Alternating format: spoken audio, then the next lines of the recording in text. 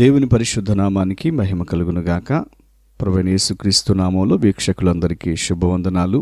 నా యూట్యూబ్ ఛానల్లో పరిశుద్ధాత్మని గురించిన సందేహాలు అనేటువంటి ఒక వీడియోను పోస్ట్ చేయడం జరిగింది. అందులో కొంత భాగాన్ని ఒక దైవజనులు తీసుకొని ఆ వీడియో ద్వారా మాకు ఒక సవాలు విసరడం జరిగింది. అదేంటో మీరు చూడండి. మరి చాలా చోట్ల మా సంఘాల్లో కూడా చిన్నపిల్లలే ఆత్మను పొందుకుంటున్నారు. మరి అన్ని భాషలతో మాట్లాడుతూ దర్శనాలు చూస్తూ ఆత్మవశమైపోతుంటే, ఇంత చిన్న బుడ్డగాడండి ఆడు మోకాలను పడి కన్నీరు గారు చేస్తున్నాడు. ఎందుకు ఎడుతున్నాడు అర్థం అవుతలేదు. నా బొరపిచ్చెక్కిపోయింది. ప్రార్థన అయిపోయే కానీ ఎత్తుకొని, రై నువ్వు ఇందాక ఏడ్చావు కదంటే, అవును అంకుల్ ఎందుకు ఏడ్చావు నాకు తెలియదు అంకుల్. అసలు అడిగి దుఃఖం కానీ బాధ అడిగి ఏం చిన్న పిల్లోడండి. ఆ మహా అయితే 6 సంవత్సరాలు 7 సంవత్సరాల పిల్లోడు. సంఘమంతా ఎంతసేపు మోకరించి రావడంసేపు మోకరించి కన్నీరు మున్నీరు గడిచేస్తున్నాడు. ఎన్ని కష్టాలు ఎన్ని బాధలు తేడవాలా, చెత్త కొట్టెత్తు కూడా తేడవరు పిల్లలు. అదంతా ఏడు చేస్తున్నాడు. ఆయన ఇంటర్వ్యూ చేయని, ఎరా నీ ఎందుకు ఏడుతున్నావురా, నీకేం కావాలి నాన్న, ఏమన్నా భయం అయిందా, నీకేమన్నా కనపడిందా, నువ్వు ఎందుకు ఏడ్చావురా అని ఎంత బుజ్జగించి ఆడికి ఎన్ని చాక్లెట్లు ఇచ్చి అడిగినా, ఏమో అంకుల్ నాకు తెలియలేదు అంకుల్, నాకు ఏడుపు వచ్చేసింది అంకుల్ అన్నాడు. ఇప్పుడు ఏమర్థమైంది మీకు? అది వాడు కావాలని ఏడ్చిన ఏడుపు, వాడికి భయంతో వచ్చిన ఏడుపు, ఏదో అవసరానికి వచ్చిన ఏడుపు. పరిశుద్ధాత్మ దేవుడు వాడి లోపల నుంచి ప్రార్థన చేస్తున్నాడు. స్తోత్రం చెప్పండి గట్టి. అయితే ఫిలిప్పు దేవుని రాజ్యమును గూర్చియు యేసుక్రీస్తు నామమును గూర్చియు సువార్త ప్రకటించుచుండగా వారు అతనిని నమ్మి పురుషులను స్త్రీలను బాప్తీసం పొందిరి. ఇక్కడ బాప్తీసం పొందిన వారు ఎవరు? పురుషులను స్త్రీలను బాప్తీసం పొందిరి. పురుషులు, పిల్లలు కాదు. క్రొత్త నిబంధన గ్రంథంలో ఎక్కడైనా కానీ పిల్లలు బాప్తీసం పొందినట్లేదు, పిల్లల మీదకి పరిశుద్ధాత్ముడు వచ్చినట్టు లేదు. అంటే జఫన్య శాస్త్రి గారు చెప్పేటువంటిది అబద్ధపు బోధ. క్రొత్త నిబంధన గ్రంథంలో ఎప్పటికీ కూడా పరిశుద్ధాత్ముడు చిన్నపిల్లల మీదకి వచ్చినట్టు గ్రంథంలో వ్రాయబడలేదు. అపోస్తుల కార్యం 10వ అధ్యాయంలో, అందుకు పేతురు, మనవలే పరిశుద్ధాత్మను పొందిన వీరు బాప్తీసం పొందకుండా ఎవడైనాను నీళ్లను ఆటంకము చేయగలడా అని చెప్పి యేసుక్రీస్తు నామమందు వారు బాప్తీసం పొందవలని ఆజ్ఞాపించెను. తర్వాత కొన్ని దినములు తమ యుద్ధ ఉండమని వారు అతన్ని వేడుకోలేదు. ఇక్కడ కొర్నేలి ఇంటి వారి మీదకి పరిశుద్ధాత్ముడు వచ్చాడు. ఆ తర్వాత వారు బాప్తిస్మము పొందారు. అది పేతురు యొక్క నిర్లక్ష్యం వలన వారి మీదకి పరిశుద్ధాత్ముడు వచ్చాడు. అంటే దానిని ఎలా మనం అర్థం చేసుకోవాలంటే, కొర్నేలి ఇంటి మీదకి పరిశుద్ధాత్ముడు వచ్చినట్టు అందరి మీదకి అలా రాడు. పేతురు దేవుని మాటను ధిక్కరించటం వలన అలా జరిగిందని మనం అర్థం చేసుకోవాలి. అపోస్తుల కార్యము. కానీ ఇక్కడ చిన్నపిల్లలు ఎవరి మీదకి పరిశుద్ధాత్ముడు వచ్చినట్టు గ్రంథము చెప్పట్లేదు. మనకు ఒక్క లేఖన ఆధారం లేదు. మీరు అడగండి జఫన్య శాస్త్రిని, ఏ లేఖన ఆధారము ప్రకారం చిన్నపిల్లల మీదకి పరిశుద్ధాత్ముడు వస్తాడని అడగండి. అతను సమాధానం చెప్పలేడు. గ్రంథములో అలా వ్రాయబడిందా లేదా అని పరిశీలించాలి. ఒకవేళ గ్రంథములో ఎప్పుడైనా ఎవరి మీదకైనా చిన్నపిల్లల మీదకి పరిశుద్ధాత్ముడు వచ్చినట్టు ఏ ఒక్క లేఖన ఆధారం లేదు. దీనిని బట్టి జఫన్య శాస్త్రి అనబడినటువంటి వ్యక్తికి బైబిల్ గ్రంథం తెలియదని ధైర్యం ఉంటే జఫన్య శాస్త్రికి కౌంటర్ వీడియో పెట్టమను, లేదంటే లేఖనాల్లో ఎక్కడైనా చిన్నపిల్లల మీదకి పరిశుద్ధాత్ముడు వచ్చిందని తెలియచేయమను. ఇదంతా అబద్ధం. ఆ వీడియో ద్వారా డేవిడ్ పాల్ గారు మాకు విసిరిన సవాల్ ఏంటంటే, చిన్నపిల్లలు పరిశుద్ధాత్మను పొందడం అనేది బైబిల్లో ఎక్కడా జరగలేదు అనేటువంటి ప్రస్తావన వారు తీసుకొచ్చారు.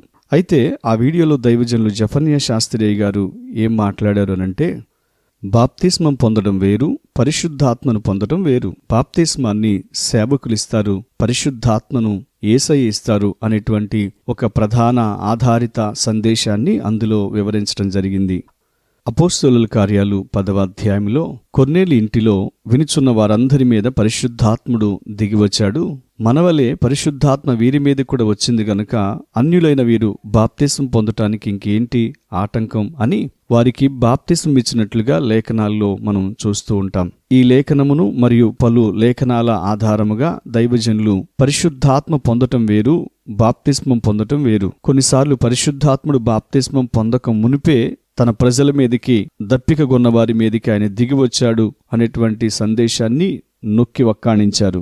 అయితే వారి వాదన ఏంటంటే, చిన్నపిల్లలు పరిశుద్ధాత్మను పొందరు, అసలు బైబిల్లో అలాంటి సంఘటనలు ఎక్కడ జరగలేదు అనేటువంటి విషయాన్ని వారు ప్రస్తావించారు. వారి బాధకు కారణం ఏంటంటే చర్చ్ ఆఫ్ క్రైస్ట్ వారు బాప్తిస్మం పొందినప్పుడే పరిశుద్ధాత్మను పొందుతాం, దానికోసం కనిపెట్టాల్సిన అవసరం లేదు, భాషలు, ఆత్మవరాలు ఇవన్నీ కూడా ఈ కాలంలో లేవు అని వారు నమ్ముతారు. రెండవదిగా, పేతురు తప్పిదం వలన అపోస్తుల కార్యాలు 10:44లో పరిశుద్ధాత్మ అన్యజనుల మీదకి దిగి వచ్చారు అనేటువంటి ఒక భయంకరమైన తప్పుడు బోధను చర్చ్ ఆఫ్ క్రైస్ట్ వాళ్ళు చేయడం నేను గమనించాను. మూడవదిగా, చిన్నపిల్లలకు బాప్తిసం లేదు గనక పరిశుద్ధాత్మ వారి మీదకి దిగి రావడం అసంభవం అనేటువంటి మూఢ విశ్వాసాన్ని కలిగి ఉన్నట్లుగా నేను గమనించాను. నాలుగవదిగా, చిన్నపిల్లల మీదకి పరిశుద్ధాత్మ రావడం అనేది అసలు బైబిల్లో ఎక్కడా లేదు అనేటువంటి ఒక ఘోరమైనటువంటి అబద్ధాన్ని క్రైస్తవ సమాజంలో చొప్పించడం నేను గమనించాను. అందుకోసమే దానికి జవాబుగా ఈ వీడియోను మీ ముందుంచుతున్నాను. దేవుడు ఒక వ్యక్తిని వాడుకోవాలనుకున్నప్పుడు అతడు ఏ వయసు వాడైనా తన ఆత్మను అతని మీద ఉంచి తన చిత్త ప్రకారంగా దేవుడు అతన్ని వాడుకుంటాడు. అందుకు ఉదాహరణగా పరిశుద్ధ గ్రంథంలో సమూయేలును మనం చూస్తాం. సమూయేలు బాలుడిగా ఉన్నప్పుడే దేవుడు అతనితో మాట్లాడి జరగబోయే భవిష్యత్ ప్రణాళికను అతనికి తెలియపరిచాడు. సమూయేలు ఎక్కడైతే నివాసం చేస్తున్నాడో ఆ ఏలీ కుమారులిద్దరూ భయంకరమైన పాపిష్టి మనుషులైనా కూడా వారి పాపిష్టి ప్రవర్తన సమూయేలుకు అంటలేదంటే దాని వెనక సమూయేలు దేవుని ఆత్మ ద్వారా నడిపించబడ్డాడని కదా అర్థం. ఎందుకంటే ఆత్మ శరీరానికి వ్యతిరేకంగా పోరాడుతుంది అని లేఖనం సెలవిస్తుందిగా. అదే రీతిగా 2వ దినవృత్తాంతాలు 34వ అధ్యాయంలో యోషియా అనేటువంటి 8 సంవత్సరాల ఒక చిన్న బాబును యోధా దేశం మీద రాజుగా దేవుడు అతన్ని నియమించినప్పుడు అతడు దావీదు వలె దేవుణ్ణి వెదకటం ప్రారంభించాడని, ఆ చిన్న వయసు నుంచే గొప్ప గొప్ప సంస్కరణలు ఆనాటి యోధా సమాజంలో చేశాడని మనం చూస్తున్నాం. తనకంటే గొప్పవారు, పెద్దవారు, బలాఢ్యులు చేయలేని కార్యం ఒక చిన్న పిల్లవాడు చేసినట్టుగా లేఖనాల్లో మనం గమనిస్తూ ఉంటాం. చిన్న వయసు నుంచే ఉన్నత స్థలములను, దేవతా స్తంభాలను పడగొట్టి చెక్కిన విగ్రహాలను, పోత విగ్రహాలను తీసివేసి యోధా దేశమును, యెరూషలేమును పవిత్రము చేయని ఆరంభించనను లేఖనాల్లో మనం చదవడం లేదా? ఈ యోషియా రాజు దేవుని ఆత్మ ద్వారా నడిపించబడ్డాడని మనం విశ్వసిస్తున్నాం గదా. లూకాసు వార్త 1వ అధ్యాయంలో జకర్యా దేవుని సన్నిధిలో ప్రార్థిస్తున్నప్పుడు తనకు పుట్టబోయే శిశువుని గురించి, అంటే బాప్తిస్మమిచ్చి యోహాను గురించి దేవదూత చెబుతూ 15వ వచనంలో తన తల్లి గర్భమున పుట్టినది మొదలుకొని పరిశుద్ధాత్మతో నిండుకొనిన వాడై ఇశ్రాయేలీలలో అనేకులను ప్రభువైన వారి దేవుని వైపుకు త్రిప్పును అనేటువంటి లేఖనం పరిశుద్ధ గ్రంథంలో మనం చదవడం లేదా? అంటే పుట్టినది మొదలుకొనే దేవుడు తన బిడలకు తన చిత్త ప్రకారంగా వాడుకోవాలనుకునే వారికి, తనను పూర్ణ మనసుతో వెదకుతున్న వారికి, పరిశుద్ధాత్మ కోసం దప్పికగొన్న వారికి దేవుడు తన ఆత్మను దయచేస్తాడని లేఖనం రూఢిగా సాక్ష్యమిస్తుంది గదా. యోహాను సువార్త 4వ అధ్యాయంలో సమరయ స్త్రీతో యేసుప్రభు మాట్లాడుతూ, నేనిచ్చు నీళ్లు తాగువాడు ఇంకెప్పుడు దప్పికగొండు అని తన పరిశుద్ధాత్మను గురించి ఆయన సాక్ష్యమివ్వలేదా? దప్పికగొన్నవాళ్లారా నీళ్ల యొద్దకు రండి, దాహం తీర్చుకోమని తన పరిశుద్ధాత్మను గురించి ఆయన సాక్ష్యమివ్వలేదా? 1 కొరింథీయులకు రాసిన పత్రిక 10వ అధ్యాయం 4వ వచనములో అందరూ ఆత్మ సంబంధమైన ఒకే పానీయమును పానము చేసిరి, ఏలయనగా తమను వెంబడించిన ఆత్మ సంబంధమైన బండలోనిది త్రాగిరి, ఆ బండ క్రీస్తే. బాప్తిస్మమిచ్చి యోహాను సాక్ష్యమిచ్చినట్లుగా నేను మీకు నీళ్లతో బాప్తిస్మమిచ్చుచున్నాను, అయితే నా వెనక వచ్చువాడు నాకంటే శక్తిమంతుడు, ఆయన మీకు పరిశుద్ధాత్మలోను అగ్నిలోను బాప్తిస్మమిస్తాడని యోహాను సాక్ష్యం ఇచ్చాడు గదా. ఈ లేఖనాలను ఆధారం చేసుకుంటే ఐగుప్తు నుంచి విమోచించబడిన ఇశ్రాయేలు ప్రజలందరూ తమను వెంబడించిన క్రీస్తు అనే బండలో నుంచి ప్రవహిస్తున్న దేవుని ఆత్మ అనే జలాన్ని, ఆత్మ సంబంధమైన పానీయాన్ని వారు తాగారని లేఖనంలో మనం చూస్తున్నాం గదా. అట్లయితే ఆ బండలో నుండి తాగింది కేవలం పెద్ద వయసు వాళ్ళు మాత్రమే కాదుగా, అందరూ అనే మాటను మనం గమనిస్తే అందులో చిన్న పిల్లలు కూడా ఉన్నారని లేఖనం సాక్ష్యమిస్తుంది గదా.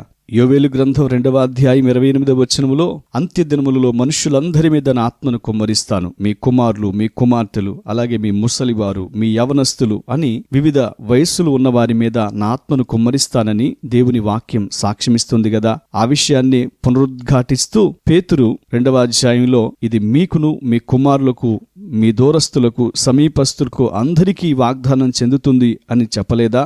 అంటే దేవుని ఆత్మ తన చిత్త ప్రకారంగా అడుగువారి దప్పికను బట్టి, ఆశను బట్టి దేవుడు తన ఆత్మను ఏ వయసులోనైనా ఎవరి మీదైనా తన ఆత్మను కుమ్మరిస్తాడని లేఖనం ఘంటాపదంగా సాక్ష్యమిస్తోంది. ఇది ఎవరు కాదనలేని, లేదనలేని సాక్ష్యం గదా. అయితే ఈ విషయంలో చర్చ్ ఆఫ్ క్రైస్ట్ వారి బోధ తప్పు అని రూఢిగా తేటతెల్లమవుతోందిగా. ఎందుకంటే పరిశుద్ధాత్మను పొందటం వేరు, బాప్తిస్మం పొందటం వేరు. బాప్తిస్మం పొందిన తరువాత పరిశుద్ధాత్మ కోసం కనిపెట్టి ప్రార్థించాలి. కొన్ని సందర్భాల్లో పరిశుద్ధాత్ముడు కుమ్మరింపబడిన తర్వాత కూడా బాప్తిస్మం పొందినట్లుగా లేఖనాలు మనకు సాక్ష్యమిస్తూ ఉన్నాయి. చిన్న పిల్లల మీద కూడా దేవుడు తన ఆత్మను కుమ్మరిస్తాడని లేఖన సారాంశం ద్వారా మనం నేర్చుకున్నాం. అయితే ఈ విషయంలో చర్చ్ ఆఫ్ క్రైస్ట్ వారి బోధ తప్పు అని రూఢిగా మనకు అర్థమైపోతా ఉంది.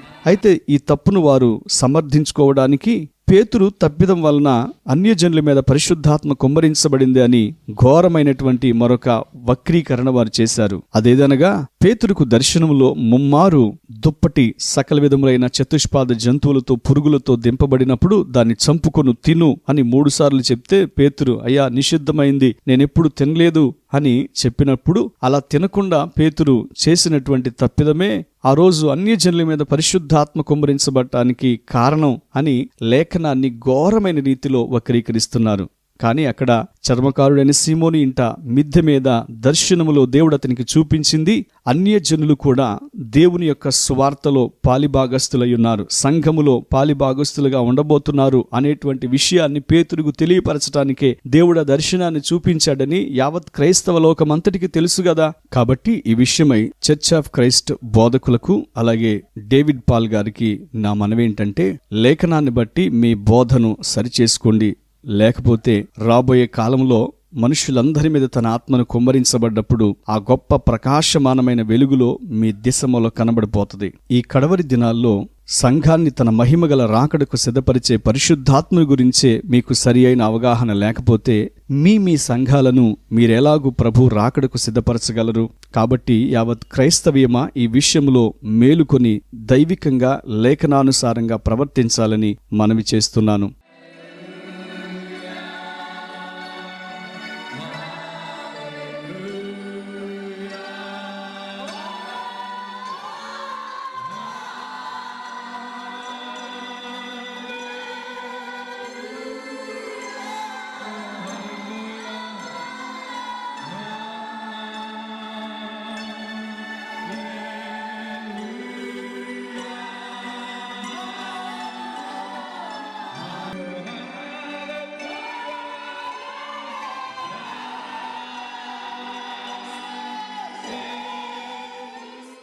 మరొక వీడియోలో చర్చ్ ఆఫ్ క్రైస్ట్ వారి యొక్క అసలు మూలం ఏంటి, చర్చ్ ఆఫ్ క్రైస్ట్ ఎక్కడి నుంచి ఉద్భవించింది, అది ఏ విధంగా పరిణమించింది, అది ఎలాగూ ఈ రోజున అనేకులను తప్పుదారి పట్టిస్తుందో నేను మీకు వివరంగా వివరిస్తాను. అంతవరకు దేవుని కృప మీకు తోడైండునుగాక, సత్యములో మిమ్మును ప్రతిష్ఠించునుగాక. ఆమెన్.